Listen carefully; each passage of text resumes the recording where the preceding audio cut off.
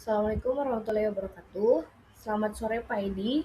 Selamat sore semuanya. Sebelumnya saya izin memperkenalkan diri.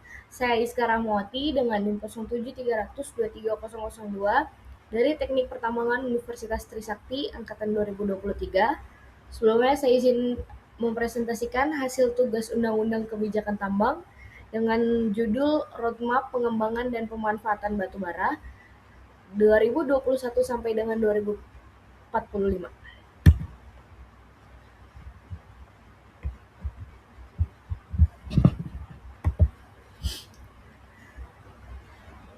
pada latar belakang, yang pertama ada batubara merupakan salah satu komoditas energi strategis di Indonesia.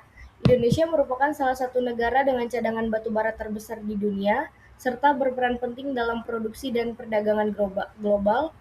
Sumber daya batubara di Indonesia diperkirakan mencapai 143 miliar ton dengan cadangan terbukti 38 miliar ton hingga peluang pemanfaatannya sangat besar bersumber dari Kementerian ESDM. Namun demikian, tantangan utama adalah bagaimana batubara tidak hanya dimanfaatkan sebagai sumber energi melalui pembangkit listrik, tetapi juga dioptimalkan nilainya melalui hilirisasi, teknologi ramah lingkungan, serta pengembangan produk turunan bernilai tambah tinggi. Setelah itu, tujuan dari buku tersebut, Kementerian ESDM, Jenderal Mineral dan Batubara memproduksi dokumen Roadmap Pengembangan dan Pemanfaatan Batubara tahun 2021 sampai dengan tahun 2045 sebagai paduan kebijakan strategis dalam 25 tahun ke depan. Setelah itu masuk pada materi gambaran kebijakan kondisi batubara nasional. Yang pertama ada kebijakan energi nasional, di mana dokumen roadmap ini disusun sejalan dengan kebijakan energi nasional atau biasa disebut dengan KEN, yang bertujuan untuk menyediakan energi yang aman, terjangkau, dan berkelanjutan. Untuk masyarakat di Indonesia, kebijakan ini mempromosikan batubara sebagai salah satu sumber energi strategis yang harus dimanfaatkan secara optimal dan berwawasan lingkungan. Batubara di Indonesia terbesar di berbagai wilayah, terutama di Kalimantan Timur, Kalimantan Selatan, dan Sumatera Selatan. Potensi ini mencakup batubara di permukaan dan batubara di bawah permukaan yang masih cukup luas untuk dieksploitasi di masa depan. Setelah itu ada teknologi dan direksi pemanfaatan batubara.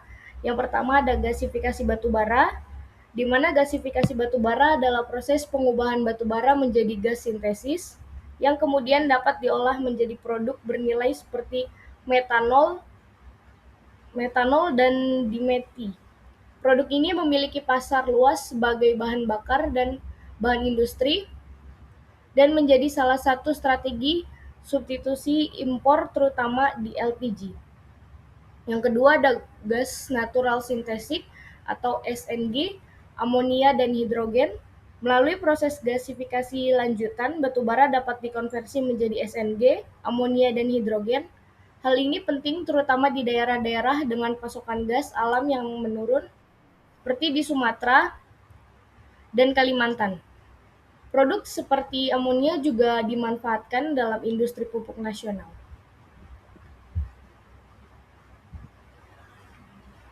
Setelah itu ada teknologi dan direksi pemanfaatan batubara, di mana berikat batubara dan biokol co-firing. Kedua ada upgrading batubara dan material laju. Yang pertama yaitu pemanfaatan batubara dalam bentuk briket termasuk biokol dari campuran batubara dan biomas dapat digunakan dan dalam sistem untuk mengurangi emisi karbon serta meningkatkan efisiensi energi. Yang kedua ada upgrading batubara dan material laju, di mana bertujuan untuk meningkatkan kualitas fisik dan kimia batubara untuk memenuhi standar tertentu, sementara teknologi ekstraksi material maju dan logam tanah jarang dari batubara membuka peluang baru dalam industri maju. Setelah itu ada road pembangunan batubara dari tahun 2021 sampai dengan tahun 2045. program utama pengembangan batubara. Yang pertama ada pengembangan batubara untuk menghasilkan metanol dan DME melalui glasifikasi. Yang kedua ada pengembangan batubara untuk menghasilkan SNG, amonia, dan hidrogen. Setelah itu ada pengembangan batubara lokas atau semikokas untuk industri metalurgi nasional. Yang terakhir ada penerapan teknologi CCS atau CCUS di fasilitas batubara untuk mengurangi emisi. Setelah itu ada prinsip penyusunan roadmap di mana dirancang sebagai paduan strategis terpadu yang berlaku di tahun 2021 hingga tahun 2045 dengan fokus pada peningkatan nilai tambah batubara, penerapan teknologi ramah lingkungan, serta penguatan industri hilirisasi dalam negeri.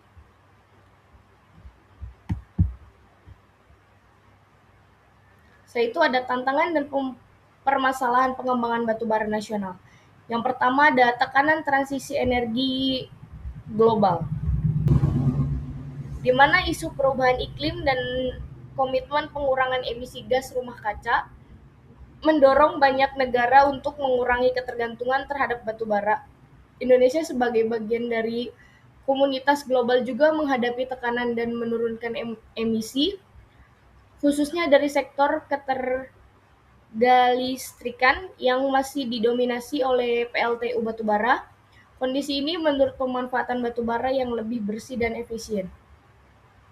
Setelah itu ada ketergantungan pada ekspor batubara mentah, di mana sebagian besar produksi batubara di Indonesia masih diekspor dalam bentuk batubara mentah dengan nilai tambah relatif rendah. Ketergantungan ini membuat industri batubara nasional rentan terhadap fluktuasi harga global serta kebijakan energi negara bertujuan untuk mengekspor. Roadmap menekankan bahwa pola ini harus diubah melalui hilirisasi dan pemanfaatan domestik.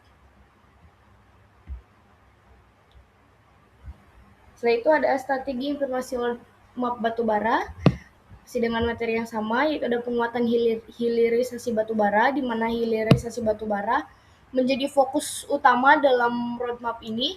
Batubara tidak lagi dipandang hanya sebagai bahan bakar, tetapi sebagai bahan baku industri kimia dan energi.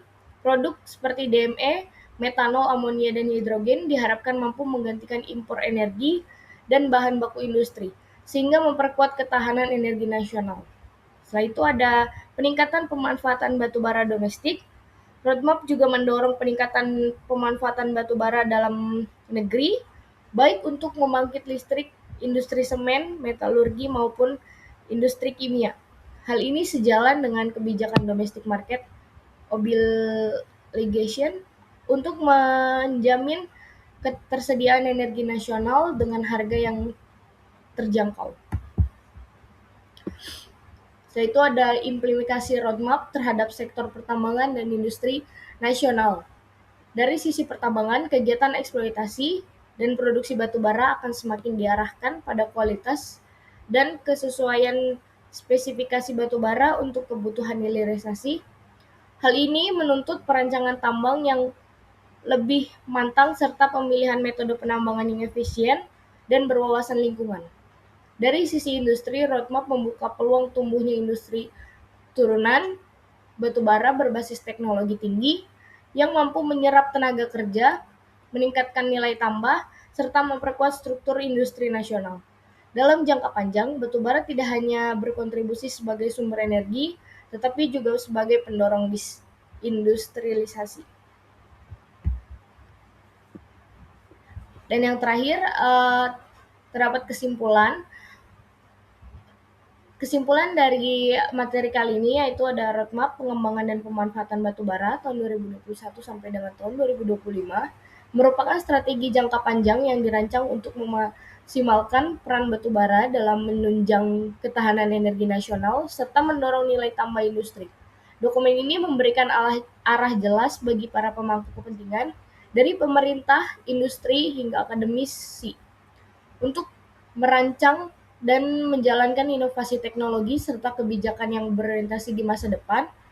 Melalui pengembangan teknologi hilirisasi, penerapan batubara bersih, serta sinergi lintas sektor batubara diharapkan mampu mendukung ketahanan energi, mengurangi ketergantungan impor, dan dapat mendorong acuan pertumbuhan industri nasional. Oleh karena itu, roadmap ini menjadi acuan penting bagi seluruh pemangku kepentingan dalam merancang masa depan sektor batubara Indonesia yang berkelanjutan. Berikut daftar pustaka yang dapat saya ambil, yaitu pada buku paduan, yaitu roadmap dan pengembangan dan pemanfaatan batubara.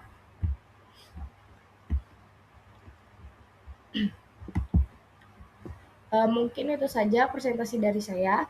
Kurang lebihnya mohon maaf. Wabillahi taufiq wal hidayah. Wassalamualaikum warahmatullahi wabarakatuh. Selamat sore semuanya.